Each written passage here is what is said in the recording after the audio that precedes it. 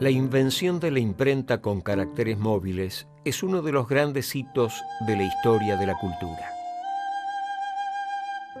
Poco antes de ser expulsados, los jesuitas trajeron de Europa una imprenta para difundir los conocimientos de ciencia y de religión entre sus alumnos. Con el tiempo, esta fabulosa máquina protagonizaría momentos claves de nuestra historia. La posibilidad de realizar tiradas de múltiples ejemplares de libros facilitó el acceso de un mayor número de personas al saber escrito. Esto provocó transformaciones radicales en la política, en la religión y en las artes.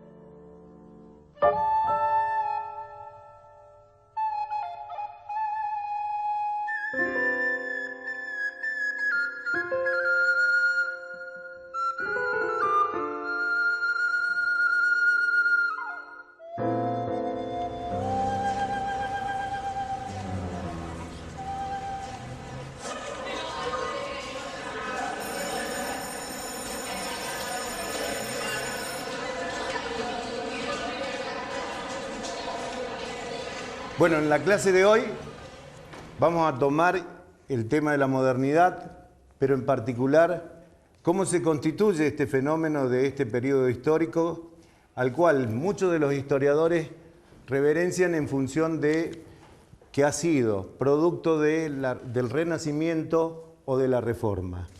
Hay una autora norteamericana, Elizabeth Einstein, que menciona que la revolución de la imprenta es justamente esta tecnología que aparece alrededor de 1450, que va a constituir la gran revolución en materia de conocimiento, en materia de política, en materia de religión, y esto es lo que vamos a tratar de abordar en el día de hoy. Podríamos decir que son radicales los cambios que van a establecerse en torno a la configuración de un mundo del pensamiento a raíz de la propuesta del libro. La imprenta ha sido justamente quien promueve todos estos cambios. América ya había sido conquistada por los españoles cuando la primera imprenta llegó a México en el año 1539. Por aquel tiempo, en la Nueva España, era urgente proveer a los templos católicos de textos religiosos escritos en español y en lenguas indígenas.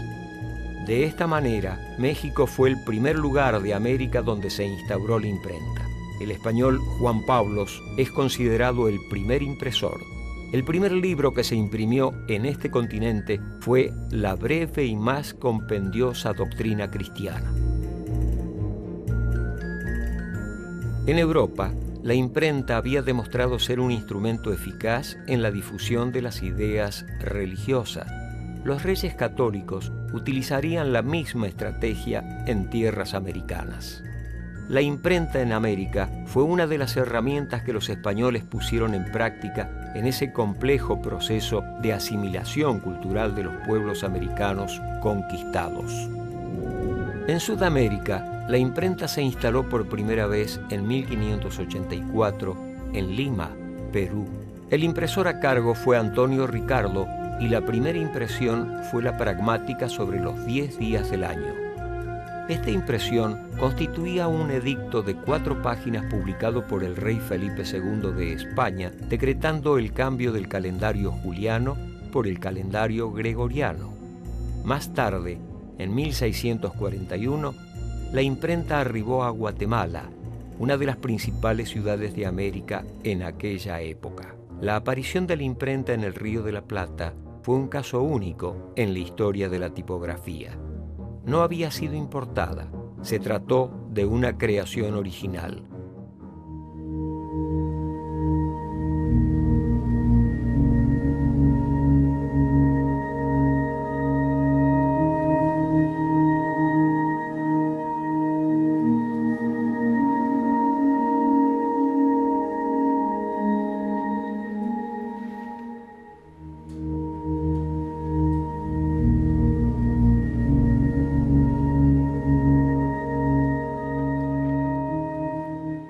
Bueno, profesor, aquí encontré un libro sobre la historia de las primeras imprentas rioplatenses.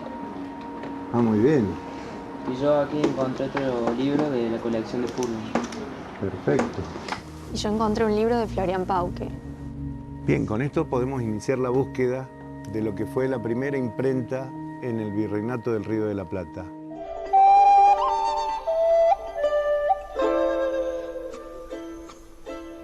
Esta primera imprenta guaranítica fue fundada por los jesuitas Juan Bautista Neumann y José Serrano. El primer libro impreso en nuestro territorio vería la luz en la reducción jesuítica Nuestra Señora de Loreto en el año de 1700. Esa obra fue un martirologio romano. La imprenta, la edición y publicación de libros en toda esta época tenía sus propias restricciones acorde a la forma de pensar, digamos, del momento. Tanto la monarquía como la Iglesia han prohibido y han censurado la publicación y las lecturas de determinadas bibliografías. Una de las primeras imprentas que surgen en el Río de la Plata fue justamente la imprenta jesuítica que fue creada en el año 1700 y que se utilizó en el espacio reduccional. Con estos volúmenes impresos y otros traídos de Europa, los jesuitas formaban sus austeras bibliotecas en las reducciones. Loreto y de Santa María la Mayor son por esto la cuna del arte tipográfico rioplatense.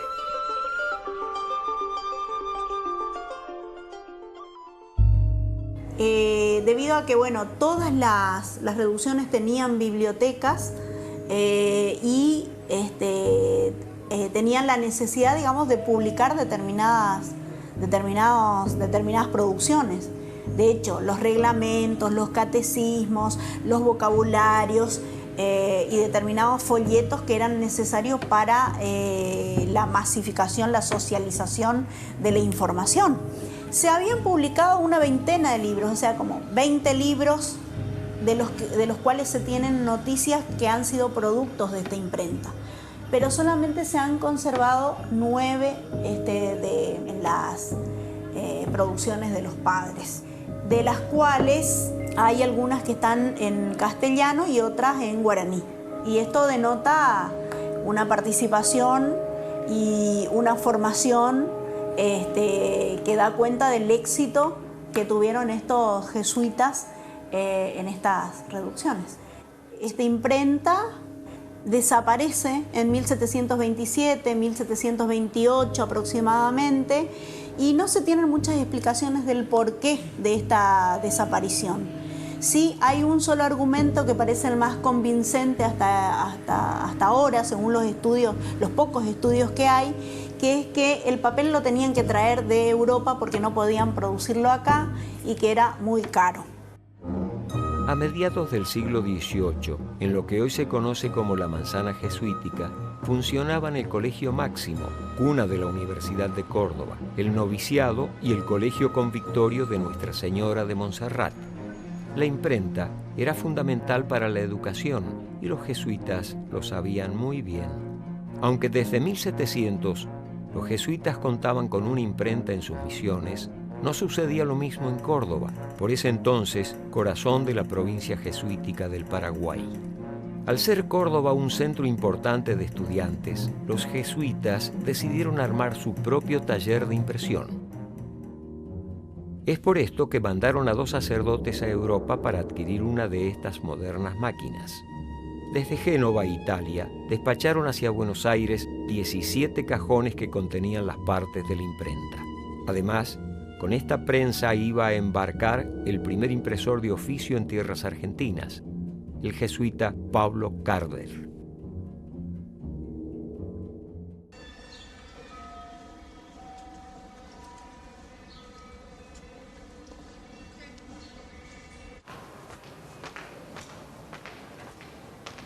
Buenos días, José. Sí, ¿qué tal? Buen día. Mucho gusto, José Camaño. ¿Usted es la directora? Así es. Bien, yo venía al museo por una información referida a la imprenta de los jesuitas. No sé si estuvo aquí por los datos que tengo. Así es. La imprenta no se encuentra aquí, pero sí sabemos a través de los documentos en qué sala funcionó, qué habitaciones fueron destinadas al padre imprentero y algunas anécdotas relacionadas con la llegada de la imprenta y del padre imprentero. Esta sería la primera obra que sale de la imprenta jesuítica en Córdoba. Sí, no sabemos exactamente cuál es el orden de las piezas impresas aquí en Córdoba. Distintos autores refieren a distinto número, 3 y 5, y algunos indican que más. Nosotros la información que manejamos es que se imprimieron 3 obras en los 2 años que funcionó la imprenta, entre 1765 y 1767. Por un lado, justamente las oraciones laudatorias al Padre Benefactor, que fue el presbítero doctor Ignacio Duarte y Quirós, letanías a la Virgen y unos manuales de historia organizados a la forma del catecismo, es decir, preguntas y respuestas que el alumno debería memorizar para sus exámenes. Simultáneamente con las laudatorias a Ignacio Duarte y Quirós, se reimprimieron el manual de ejercicios espirituales y las reglas y constituciones del Montserrat, entre otros. Los tipos móviles se hacían con una aleación de estaño y plomo. Se colocaban uno a uno en una caja llamada contenedor y estas, de a 4 generalmente, se apoyaban en el tablero o bastidor. Una vez entintados los tipos ya diagramados en una página, se apoyaba el papel humedecido y se hacía presión sobre él con una platina accionada por una palanca que transmitía la presión por medio de un tornillo de prensa. Las ilustraciones iban grabadas en una madera.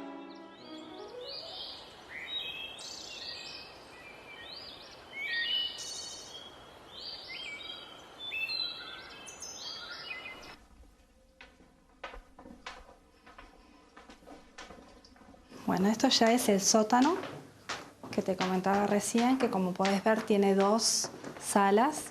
Vamos a visitar ahora la sala que estaba destinada a la imprenta. Acá ubicaban la imprenta. Exactamente, en esta sala se ubicaba la imprenta, en la sala de al lado trabajaba el cajonero, que era la persona que tenía por tarea organizar los tipos para armar los textos que después iban a ser impresos. ¿Y por qué en el sótano? Bueno, hay varias teorías, algunas bastante disparatadas, de acuerdo a los autores. Algunas dicen, por ejemplo, que estuvo en el sótano por temor a que fuera robada, cosa que parece bastante improbable, siendo que pesaba 900 kilos. En realidad estuvo en el sótano porque era el espacio que había sido construido como despensa y vaciado para los fines de la imprenta, que mantenía las condiciones de humedad y temperatura ideales para mantener la consistencia de las tintas y la humedad del papel.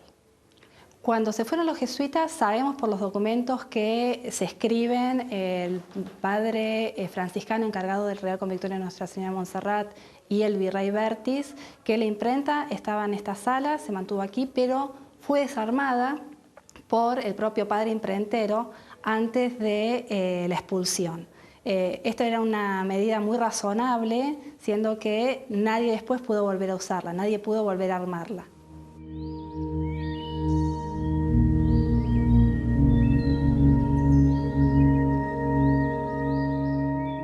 En el año 1764, los jesuitas tuvieron por fin su imprenta en Córdoba.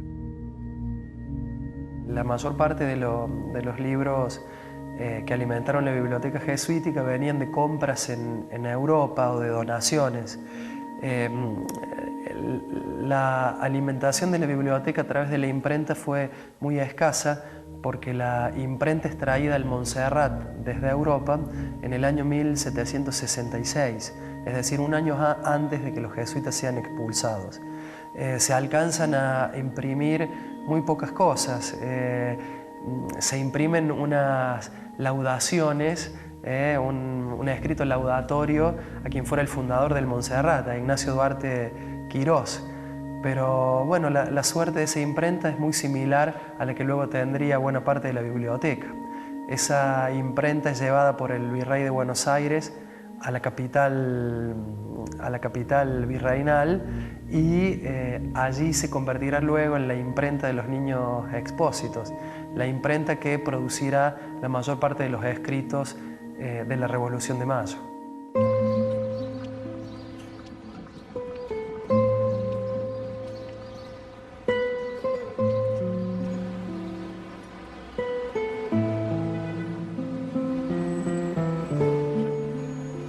Tras la expulsión de los jesuitas en el año 1767, esta prensa y sus accesorios quedarían abandonados en los sótanos del Colegio de Montserrat. Entonces es esta misma prensa la que se traslada a Buenos Aires, ¿sí? Félix Juárez era un vecino de la ciudad de Córdoba y en su tropa de carretas pasa por la Guardia de Luján primero, ahí está el registro de todo lo que traería desde Córdoba. La imprenta se alojaría a espaldas del Colegio de San Ignacio, que había pertenecido a la Orden Jesuita, los 3 primeros años de su existencia, y después se mudaría a pocos metros de allí, hacia la otra esquina, donde se construyeron las casas redituantes. Años más tarde, concretado el pedido del virrey Bertis, se almacenaron las partes de la deshecha imprenta en una carreta de bueyes que viajó a lo largo del camino mediterráneo del comercio colonial hasta Buenos Aires. En el mes de febrero de 1780, el envío llegó a las cercanías del Cabildo. La imprenta se instaló en la Manzana de las Luces. Allí se convertiría en la histórica imprenta de los Niños Expósitos. Durante las invasiones inglesas de 1806 a 1807, los británicos desembarcaron en Montevideo una nueva imprenta llamada La Estrella del Sur. Esta daría el nombre a un nuevo periódico bilingüe, con un formato moderno impreso a 4 columnas. Los ingleses utilizaron la imprenta conscientes en aquella época del poder e influencia que tenía la palabra escrita. Fue así que estos impresos sirvieron a la propaganda de la ocupación británica, que intentaba quebrar la voluntad de resistencia del pueblo rioplatense. Después de librar sangrientas batallas, Buenos Aires resistió la ocupación y derrotó a los ingleses. La nueva imprenta entonces permaneció en la ciudad. Esta va a ser la prensa y letras de corte moderno que van a pasar a Buenos Aires. Se va a comprar este material tras la derrota británica. Van a pasar estas letrerías y esta prensa, esta nueva prensa, a Buenos Aires y se va a instalar también en el taller de Expósitos. ¿Qué va a permitir esto? Duplicar la capacidad del taller. ¿Sí? Va a haber 2 prensas y va a haber 2 conjuntos, grandes conjuntos de caracteres. ¿Sí? Estos nuevos caracteres van a ser de corte moderno y van a cambiar el diseño también de todos los impresos porteños. En 1810, el virrey Cisneros dio apoyo al proyecto periodístico propuesto por Manuel Belgrano. Ese mismo año, el 7 de junio de 1810, se imprimió la Gaceta de Buenos Aires, órgano oficial de la Revolución. Decía Mariano Moreno en la Gaceta de Buenos Aires el 7 de junio de 1810. ¿Por qué se han de ocultar a las provincias sus medidas relativas a solidar su unión bajo un nuevo sistema? ¿Por qué se les ha de tener ignorantes de las noticias prósperas o adversas que manifiesten el sucesivo estado de la península? Para el logro de tan justos deseos, ha resuelto la Junta que salga a la luz un nuevo periódico semanal con el título de Gaceta de Buenos Aires. La importancia que tiene para la difusión de las ideas concretas de la Revolución, la Gaceta, es fundamental para ir siguiendo la historia de la Revolución a través de ese diario. Es decir, el diario de la Gaceta es la mejor fuente. Es importante señalar que esta imprenta, que en ese momento reflejaba una gesta revolucionaria como la de Mayo, fue la misma que se usó en Córdoba, es decir, en otro contexto y con otra ideología, que es la ideología jesuita. Ahora bien, tenemos muchos de los nuestros, de los revolucionarios, que se formaron en esas universidades. Entonces, aquí cabería plantearse qué pasó para que, ¿no? Una imprenta sirvió a distintos fines, pero una educación también sirvió a distintos fines. Pero el camino de la imprenta no había terminado. En 1824, Bernardino Rivadavia obsequió al gobierno de Salta una de las prensas de los Niños Expósitos. En Salta, esta prensa inauguró el arte de imprimir como lo había hecho antes en Córdoba y en Buenos Aires. Párrafo aparte merece el final de la prensa, envuelta en las luchas ideológicas que desangraban al joven país en aquella época. Cuenta la historia que los últimos tipos de la célebre imprenta fueron fundidos para hacer balas en defensa de la ciudad, cuando en 1867 era cercada por las fuerzas de Felipe Varela. En estas cosas hay versiones y ocultamientos. Muchos coleccionistas privados también. Entonces, el destino nunca lo vamos a saber fehacientemente. No obstante, en Buenos Aires sobrevivió una de estas prensas originales que fue donada al Museo Histórico Nacional. En el año de 1942 se hizo un trabajo de reconstrucción con el fin de exponerla como testimonio de la época. Hoy se la exhibe en el Cabildo de Buenos Aires. De lo que no cabe duda es que corresponde a una imprenta del siglo XVIII y de que en esa época solo pudieron tenerla los jesuitas. No es